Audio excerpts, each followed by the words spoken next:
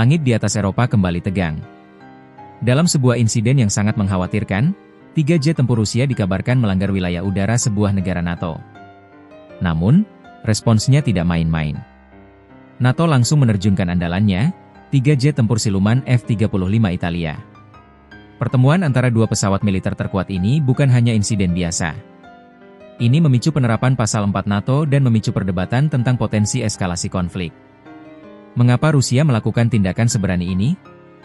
Dan apakah ini adalah awal dari konfrontasi yang lebih besar? Mari kita bedah tuntas. Insiden ini terjadi pada hari Jumat lalu. Menurut laporan, 3 jet tempur MiG-31 Rusia memasuki wilayah udara Estonia, sebuah negara yang merupakan anggota NATO. Pelanggaran ini terjadi di atas Teluk Finlandia. Yang paling mengejutkan, jet-jet Rusia itu berada di dalam wilayah udara Estonia selama sekitar 12 menit. Ini adalah durasi yang sangat lama dan tidak biasa untuk insiden semacam ini, menunjukkan provokasi yang lebih berani dari biasanya. NATO langsung merespons dengan cepat. 3 jet tempur siluman F-35 Italia, yang dikerahkan di Estonia, diterbangkan untuk mencegat. Jet-jet ini juga didukung oleh pesawat dari Swedia dan Finlandia. Menurut laporan dari Estonia, jet-jet Rusia tersebut dipaksa melarikan diri. Ini menunjukkan bahwa respons NATO sangat efektif. Meskipun begitu, Moskow tetap menyangkal tuduhan tersebut dan bersikeras bahwa jet-jetnya terbang di wilayah udara internasional. Pelanggaran wilayah udara Estonia, sebagai anggota NATO, adalah masalah yang sangat serius. Sebagai respons, Estonia menggunakan pasal 4 NATO.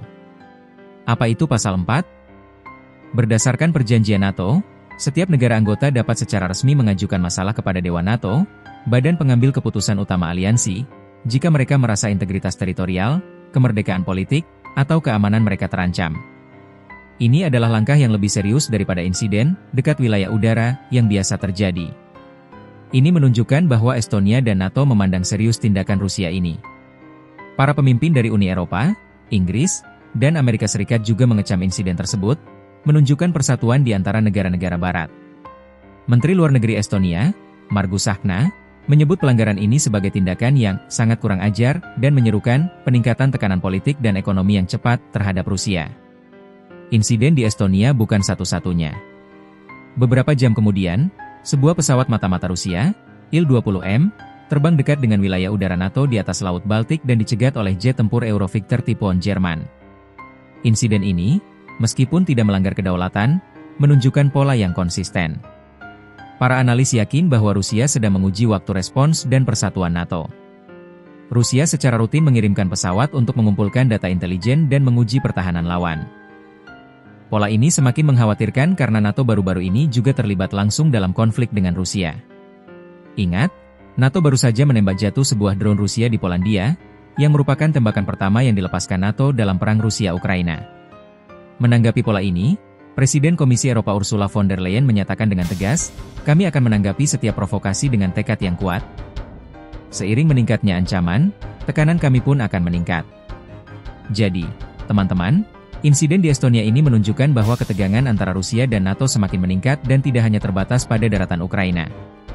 Langit di atas Eropa kini menjadi medan konfrontasi baru yang penuh risiko. Bagaimana menurut kalian? Apakah pola provokasi ini akan berujung pada konfrontasi langsung?